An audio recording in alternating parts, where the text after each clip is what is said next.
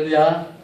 오늘 예배 가운데 우리 하나님께서 함께 하시고 우리 예배를 받으신 줄 믿습니다. 아멘. 오늘 열왕기상 21장 1절에 16절 말씀 가지고 탐욕이 건세의 힘을 이용할 때 이런 좀 은혜를 나누고자 합니다. 오늘 본문에는 아합 왕의 계속되는 실수와 악행을 보여줍니다. 그런데 이 사건 전에 우리가 열왕기상 20장에서 본 것은요, 아합 왕이 하나님께서 붙여주신 그 아람 왕 베나닷을 자기 뜻대로 살려줌으로써 선지자로부터 심판을 선고받은 일이 있습니다.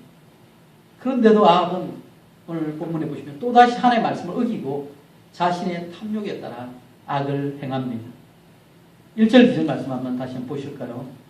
그 후에 벌어진 이 일이 있으리라. 이스라엘 사람 나봇에게 이스라엘의 포도원이 있어 사마리아의 왕 아합의 왕궁에서 가깝더니 아합이 나봇에게 말하 이르되 내 포도원이 내 왕궁 곁에 가까이 있으니 내게 주어 채소밭을 삼게 하라. 내가 그 대신에 그보다 더 아름다운 포도원을 내게 줄 것이요 만일 내가 좋게 이기면 그 값을 돈으로 내게 주리라. 아멘. 오늘 본장에 이 소개되는 사건의 배경이 되는 장소가 바로 이스라엘입니다. 이스라엘인데 이게 어디냐면 이스라엘이 수도 사마리아, 이스라엘의 수도 사마리아보다 지대가 약간 낮은 곳에 위치해서 왕과 그 가족들이 겨울을 지내기에 따뜻한 곳이었습니다. 그래서 아합은 종종 수도인 사마리아를 떠나서 이곳 이스라엘 별궁에서 거처하며 그렇게 휴가를 보내곤 했습니다. 그런데 아합이 여러 번 이곳을 들르면서 오고 가는 길에 그의 시선을 끄는 곳이 있었습니다. 그것은 바로 궁 근처에 있는 나봇이라는 사람 소유의 포도원이 이 아합의 마음에 들었던 것입니다. 그래서 아합이 한 번 보고 두 번 보다가 너무 마음에 들어가지고 그것을 이제 자기 채소밭으로 가꾸면 좋겠다는 생각이 들었습니다. 수도 사마리아에서 정치를 하느라 바쁘게 지내던 아합이 가끔 이곳 시골에 와서 채소를 기르거나 또 푸른 나무와 숲을 보는 저런 생활을 하고 싶어 했을 것입니다. 또 그러면서 위로를 받았을 것입니다. 그래서 지금 나봇에게 후한값을 쳐줄 테니까 포도원을 팔라는 제안을 합니다. 그런데 여기서 아합의 제안을 보면요, 그것이 공정하지 못하다거나 진심이 아니고 속이려는 그런 모양이 전혀 없습니다. 아합은 다른 곳에 더 아름다운 포도원을 나봇에게 줄 수 있다. 아니면 시세보다 좀 더 쳐줘서 가격을 그렇게 너가 요구할지라도 내가 원하는 대로 잘 줄 것이라고 그렇게 계약을 제시합니다. 이건 상당히 합리적인 토지 거래 제안이었습니다. 이것은 고대 근동 지방에서 있었던 정당한 토지 거래 방식이었고 오늘날 기준으로도 합리적인 제안이 되죠. 그런데 이 후한값을 치를 테니 땅을 팔라는 아합의 요구를 나봇은 그냥 단번에 거절합니다. 3절에 보시면 이렇게 얘기하죠. 나봇이 아합에게 말하되 내 조상의 유산을 왕에게 주기를 여호와께서 금하실지로다 하니. 여기 나봇이 아합의 제안을, 그럴듯한 그 제안을 거절한 이유가 분명히 있습니다. 조상의 유산을 파는 것은, 그 조상의 유산을 함부로 파는 것은 하나님께서 금하신 일이기 때문입니다. 그런 개인적인 의견에 따라서 왕의 제안을 거절한 것이 아니었습니다. 나봇은 하나님을 경외하는 이스라엘 사람이었습니다. 그래서 모세율법에 순종하여서 그는 상속된 조상의 유업을 팔지 않겠다고 그렇게 맹세했던 것입니다. 레위기 25장 23절에 보면 이렇게 말씀이 나옵니다. 토지를 영구히 팔지 말 것은 토지는 다 내 것임이니라. 너희는 거루민이요 동거하는 자로서 나와 함께 있느니라. 이렇게 말합니다. 이전 표현은 너희는 나그네다. 너는 우거하는 자로서 나와 함께 있다면서 토지의 소유권이 하나님께 있다. 그러면서 너희 팔지 말고 조상 대대로 그 땅을 지키라고 그렇게 하나님께서 명령하셨습니다. 그런데 지금 이 당시 상황을 살펴보면요, 온 이스라엘이 아합과 이세벨의 우상 숭배를 따라서 타락한 상황이었습니다. 그런 가운데 나봇이라는 이 한 사람이 하나님의 말씀을 지키기 위해서 왕의 요구를 거절했다는 그 사실은 참으로 놀라운 일입니다. 나봇은 자신이 가진 포도원의 진정한 소유자는 하나님이시면서 그 하나님께서 이를 사고 파는 일을 금하셨기에 왕의 요구를 들어줄 수 없다고 신앙 고백을 한 것입니다. 자신의 주인은 하나님이다, 이 고백을 한 것입니다. 만약 이렇게 생각해 볼 수 있죠. 나봇이 하나님의 말씀을 신실히 지키는 자가 아니라 그 당시 이스라엘 백성들에게 펼쳐져 있는 그 시대상에 따라서 따르는 자였다면 아마 아합 왕의 제안을 아마 기쁘게 수용했을 것입니다. 왜냐하면 왕의 제안대로 보면요. 경제적으로 보면 더 좋은 땅을 얻는 것도 수지 맞는 장사요. 또 물질적으로도 매우 큰 이익을 줄 만한 것이었기 때문입니다. 더욱이 이 당시에 사악하기로 이름난 이 아합 왕의 이 제안을 거절한다는 것은 앞으로 보복성 피해를 당할 수 있는 그 위험한 선택을 지금 나봇이 하고 있는 것입니다. 따라서 지금 이 상황을 나봇이 잘만 생각했다면, 인간적으로 생각했다면 왕을 기쁘게 함으로써 경제적인 이익도 챙길 수 있고 안전도 보장받을 수 있는 좋은 제안이었던 것입니다. 그런데 그런 제안을 하나님의 말씀에 순종하기 위해, 오직 하나님의 말씀대로 하기 위해서 생각도 하지 않고 거절했던 것입니다. 따라서 이 나봇이 왕의 요구를 거절한 것은요, 하나님의 말씀을 따르겠다는 분명한 믿음의 결단이 없었다면 할 수 없었던 일이라는 것을 우리가 알아야 하는 것입니다. 그런데 이어서 이제 아합의 반응이 나오죠. 아합이 지금 자기가 지금 너무나 좋아하는 그 땅 갖고 싶었는데 그것을 좋은 제안을 했는데 그걸 거절당했으니까 마음이 어떻겠습니까? 마치 갖지 못한 것을 갖고 싶은데, 간절히 갖고 싶은 걸 갖고 싶었는데 그걸 얻지 못하는 그 심술난 아이가 같은 그런 반응을 하게 됩니다. 4절에 보시면요, 너무 답답해 하면서 침상에 누워서 얼굴 돌리고 식사를 안 했다. 이 표현이 나옵니다. 나봇은 하나님의 말씀대로 거절했는데 불구하고 아합은 하나님의 말씀을 생각하지 않고 그냥 자기가 갖고 싶은 그 땅만 생각했습니다. 그리고 그 일로 얼마나 상심했는지 지금 침상에 누워서 식사도 하지 않았다는 그 사실은 참으로 이 나봇의, 그러니까 땅을 갖고 싶은 그 욕심이 엄청났다는 것을 우리가 보여주고 우리가 그것을 발견할 수 있는 것입니다. 그래서 욕심이 채워지지 않자 이제 누워서 근심하면서 계속해서 그 땅에 대한 생각이 머릿속에 떠나지 않습니다. 나봇이 거절한 것이 개인적인 거절이 아니라 하나님의 말씀 때문이라는 사실을 분명히 들었음에도 불구하고 오늘 아합이 그 땅을 포기하지 못하고 낙심했다는 사실은요, 하나님의 말씀보다 자신의 욕심을 더 소중하게 여기고 있는 것을 우리는 볼 수 있는 것입니다. 사실 우리가 레위기 말씀에 나왔지만요, 이스라엘에서 토지는 하나님의 소유로서 개인이 사고 팔 수 있는 것이 아니었습니다. 이 사실을 아합도 잘 알고 있었을 것입니다. 그럼에도 아합이 나봇의 땅을 탐내어 팔라는 요구를 한 것은요, 하나님의 말씀을 어기고서라도 자신의 욕심을 충족시키려는 제약이었습니다. 그러니까 아무리 비싼 대가를 치른다고 해도 아합이 나봇에게 땅을 팔려고 한 그것은 하나님께서 말씀하신 것에 불순종해야겠다는 그 표현을 나타낸 것입니다. 그런데 지금 나봇이 거절하면서 하나님의 뜻이 분명히 드러났습니다. 나봇을 통해서 하나님의 뜻이 아합에게 다시 한번 증거되었던 것입니다. 그런데 그 사실을 확인하고도 아합은 이 탐욕을 절제하지 못하고 식음을 전폐하며 알아누워서 그 땅을 더 간절히 갖고 싶어 했던 것입니다. 이처럼 제어되지 못한 탐욕은 결국은 더 큰 제약으로 발전하게 됩니다. 자, 이렇게 이제 누워있는 이 아합의 모습을 보면서 그 안에 이세벨이 무엇 때문에 이 왕이 근심하고 있는지 묻습니다. 그런데 여기에서 이 아합의 답변을 보면 자기 얘기만 합니다. 마치 정당한 거래를 제안했는데 나봇이 이를 거절하고 백성된 자로서 왕의 거절을 인정하지 않았던 것처럼 그렇게 말합니다. 사실 나봇이 가장 강조한 그 중요한 사실인 하나님의 말씀에 따라서 그 제안을 거절했다는 사실을 슬쩍 빼놓고 그렇게 얘기합니다.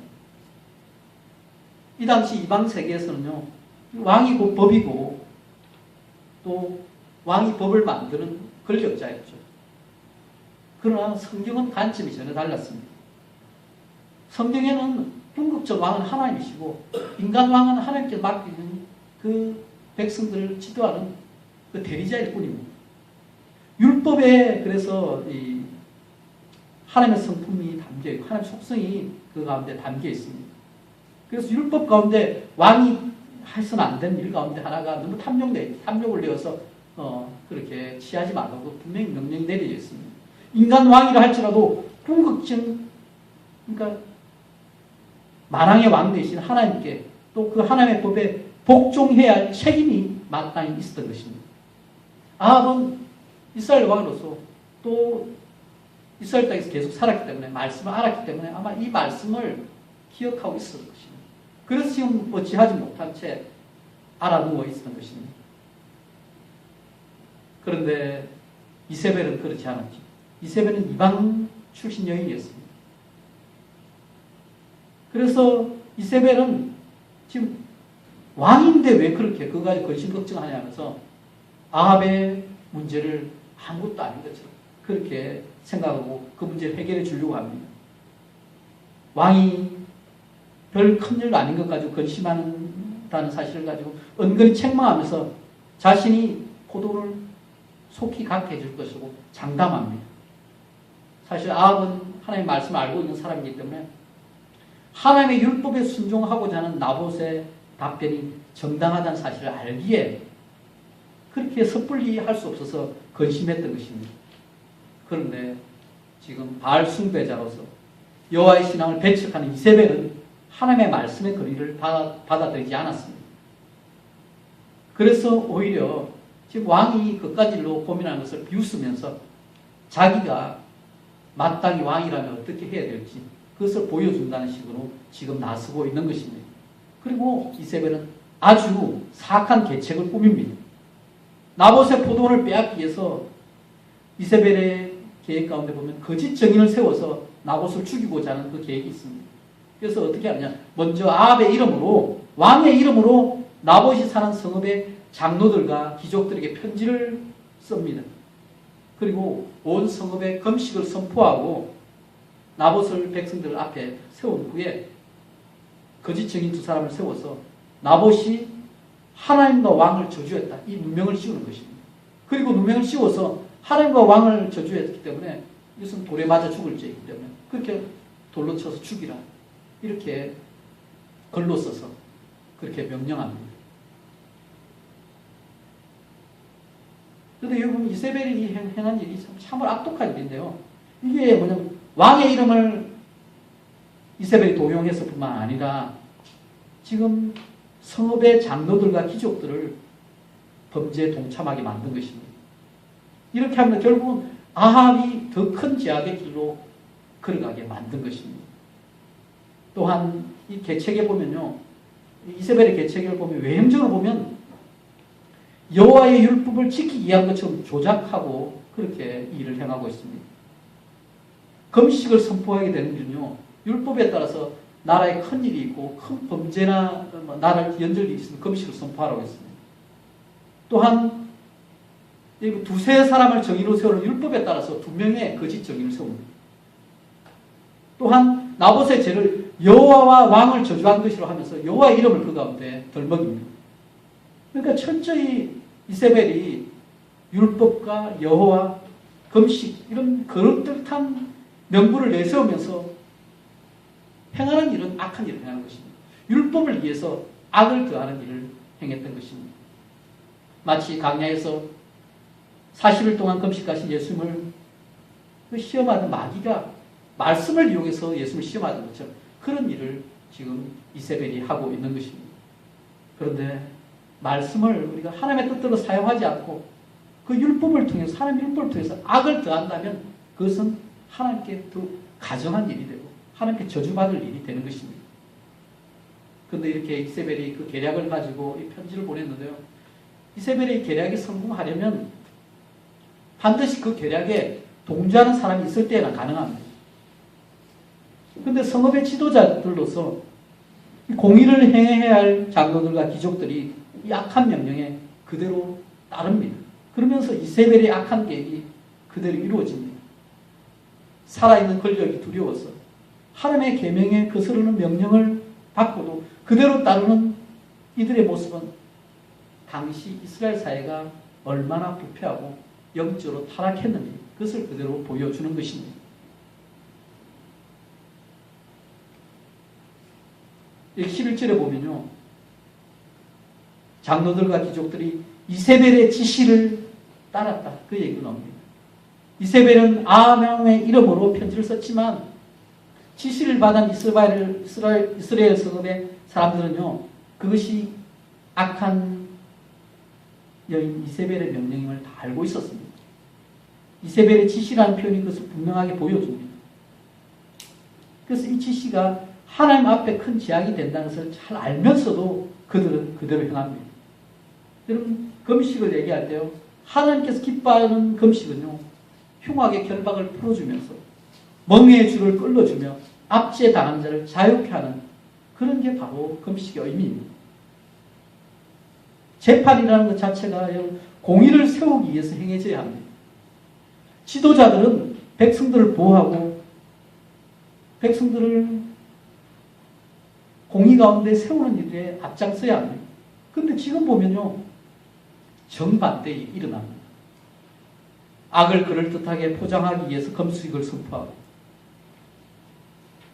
같은 성읍에 사는 사람들이 자신들의 이익을 위해서 거짓된 재판을 허용하고 또 무지한 나봇을 누명 씌워서 죽어 마땅한 범죄자로 만든 일에 동참합니다. 오늘 본문에 나와 있지는 않지만요.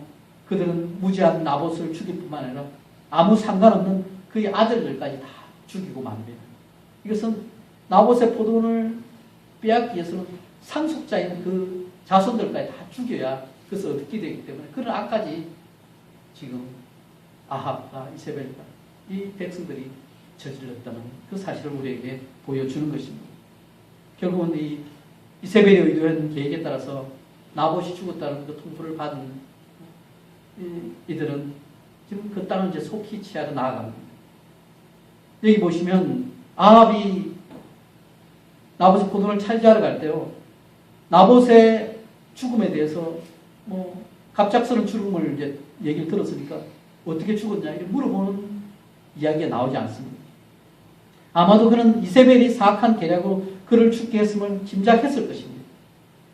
그런데 나봇의 관심사는 한 사람의 죽음에 대해서는 아무런 관심도 없이 단지 자신이 갖고자 했던 그 나봇의 포도를 얻게 되었다는 사실만으로 기뻐하고 있는 것입니다. 이 모습이 하나님 보시기 얼마나 큰 탐욕이고 얼마나 큰 제약인지 그는 제대로 깨닫지 못했던 것입니다. 오늘 본문이 여기까지인데요. 우리 내일 또 다음 주에 또 이어지는 본문을 보게 될 텐데요. 오늘 본문을 보면서 우리가 몇 가지 생각하면서 적용할 점을 좀 찾아보겠습니다. 먼저 우리가 나봇을 한번 생각해 보겠습니다. 그는 율법의 말씀대로 조상의 유산을 왕에게 넘기기를 거부했습니다. 참 잘한 일이죠. 믿음의 행동이었습니다. 왕의 제안을 그대로 받아들이면요. 개인적으로 볼 때는 경제적으로 이익이 될 수 있었겠죠. 하지만 그는 하나님의 말씀에 순종해서 거부하였습니다.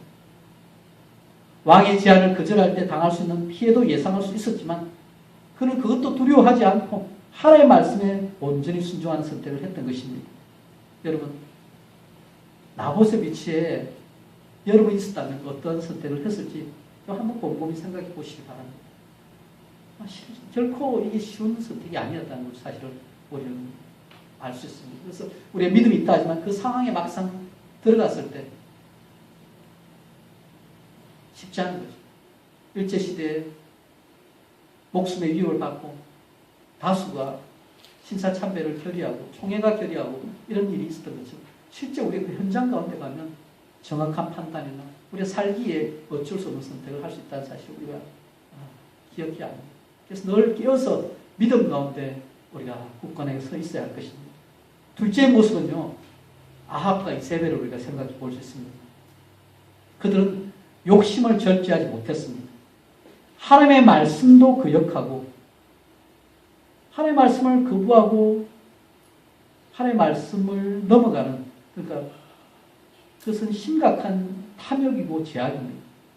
그런데 그들은 자신들이 갖고자 하는 것을 얻기 위해서 동원할 수 있는 모든 악을 다 동원합니다.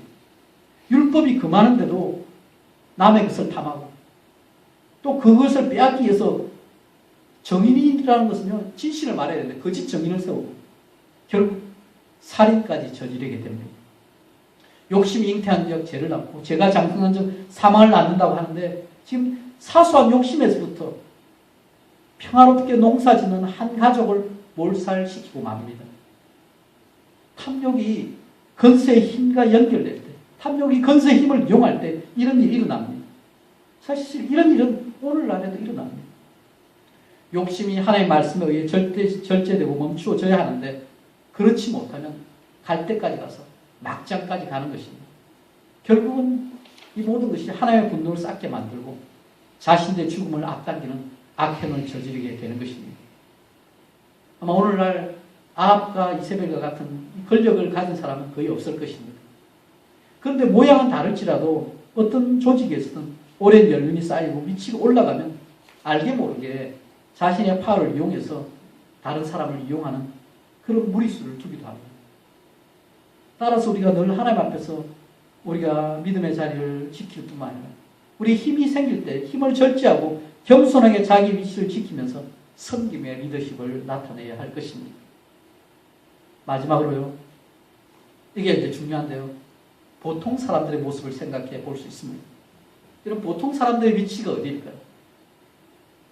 막 핍박하는 이 아합 왕과 또 핍박당하는 이 나봇 그 사이에 어딘가에 우리가 있을 것입니다. 오늘 본문에 보시면요. 이세벨의 지시에 따라 움직였던 그 이스라엘의 장로들과 귀족들을 비롯하여 지금 왕의 악행을 알고 나봇의 무지함을 알고 있었던 그 백성들, 그 모든 사람들이 보통 사람들의 위치였을 것입니다. 그 중에 일부는 뭐 돈을 받고 거짓 증언하는 그 불량자도 포함되어 있을지 모릅니다. 문제는요, 보통 사람으로서 과연 그들이 제대로 반응했냐 하는 것입니다. 열왕기상 21장에서 우리가 고민해야 하는 문제가 바로 이것입니다. 악이 성공을 거두고 불의가 만연하는 것처럼 보이는 세상을 우리가 대하면서 하나님의 백성으로서 우리가 바로 서 있느냐? 이 질문을 우리가 던져야 하는 것입니다. 이세벨의 악한 의도를 지적하면서 그것은 잘못되었다고 반대할 수 있는 용기를 가진 보통 사람이 그 땅에 이스라엘에 한 사람도 없었다는 그 사실이 슬픈 일입니다. 사랑하는 여러분, 우리가 처해 있는 자리에서 불의를 막고 공의를 가져올 일이 어떤 것이 있을까요? 그리스도를 따른다고 하는 우리가 처해 있는 이 사회 속에서 불의의 압제를 보고 어떻게 반응하고 있는지 우리가 돌아보기를 원합니다. 악한 세상에서 우리는 어떻게 해야 할까요? 우리가 타락한 세상을 살아갈 때 그 삶의 실체를 여러분 하나님의 시각으로 보아야 합니다. 오늘 하나님께서 나중에 이 사건에 대해서 어떻게 평가하느냐, 또 어떤 대가를 치르게 하시는가. 열왕기하 9장 26절에 보시면 하나님께서 나봇의 피와 그의 아들들의 피를 분명히 기억하시고 아합의 집안을 심판하시고 나중에 보면 아합의 아들의 시체를 나봇의 밭에 던져서 그 죄에 대해서 보응하십니다. 사랑하는 여러분, 우리는요 하나님 앞에서 살아갑니다. 이 세상의 유혹에 빠져서 욕심을 부리고 그 죄악에 동참해서는 안 됩니다. 다른 사람들 것을 탐내고 편법을 써서 혜택을 누리는 그 유혹을 거부해야 합니다. 아합은 이스라엘 왕이었지만, 하나님의 백성이 하는 그 이스라엘 땅의 왕이었지만 하나님의 말씀을 알고도 제대로 순종하지 못했습니다. 오히려 탐욕을 부리고 왕의 건세를 이용해 악행을 저질렀습니다. 그런데 진짜 보통 사람인 나봇은 하나님의 말씀에 순종하기 위해서 인간 최고 권력자의 그럴듯한 제안을 거부했습니다. 우리는 하나님의 말씀을 우리가 대하면서 하나님의 말씀대로 따르고 하나님께서 세우신 기준을 중심으로 살아가는 이 헌신을 감당하기 원합니다. 하나님께서 우리를 부르실 때요, 세상의 소금과 빛으로 부르셨습니다. 썩어가는 세상을 그대로 두고 가만히 있어서는 안 됩니다. 세상이 어두워져 가는데 그대로 보면서 빛을 숨겨두면 안 됩니다. 하나님 원하시는 모습 그대로 우리가 이 세상을 향해서 감당해야 할 책임이 있는 것입니다. 그리스도인으로서 우리는 악한 세상에서 악이 확장되어 가는 것을 우리의 자리에서 막을 책임이 있습니다. 또한 하나님의 자녀로서 선을 확장시켜 나가야 할 책임도 있는 것입니다. 로마서 12장 2절 말씀처럼 우리는 이 세대를 본받지 말고 오직 마음을 새롭게 함으로 변화를 받아 하나님의 선하시고 기뻐하시고 온전하신 뜻을 분별하여 하나님의 뜻대로 순종할 책임이 있는 것입니다. 우리 예수님은 이 땅에 오셔서 하나님의 뜻대로 사셨습니다. 그럼에도 불구하고 악한 세상의 권력이 예수님을 십자가에 못 박았습니다. 그런데 그 십자가 희생이 죄 있는 우리를 살리는 귀한 희생이었습니다. 하나님의 사랑을 십자가에서 드러내시고 우리에게 구원의 은혜를 베풀어 주신 그 사랑이 바로 십자가에 달려있는 것입니다. 여러분, 하나님의 뜻대로 순종할 때요, 십자가를 져야 할 수도 있습니다. 그러나 우리가 맡은 바 자리에서 예수 그리스도의 은혜를 드러내며 하나님의 진리를 이 땅 가운데 세우며 살아가는 것이 우리에게 맡겨진 사명인 것입니다. 갈라디아서 6장 9절 말씀처럼 우리가 선을 행하되 낙심하지 말지니 포기하지 아니하면 때가 이르매 그들이라는 말씀을 우리 마음판에 새기기 원합니다. 이 땅에서 희생이 따를지라도 여러분 이곳에서 우리가 모든 열매를 다 거두지 못할지라도 하나님 앞에서 결산할 때 착하고 충성된 종으로 인정받기를 축복합니다. 그렇게 되시기 바랍니다. 견고하며 흔들리지 말며 항상 주의 일에 더욱 힘쓰는 자들이 되라. 이는 너희의 수고가 주 안에서 헛되지 않은 줄 알미니라. 그렇게 한 사도 바울의 말씀처럼 여러분 오늘 이 한 주간도 여러분 맡은 바 자리에서 여러분이 할 수 있는 대로 하나님 나라를 지켜나가는 하나님 나라를 확장해 나가는데 앞장서시는 저와 여러분 되시길 예수 그리스도 이름으로 축원합니다. 아멘. 기도하겠습니다. 사랑의 주님,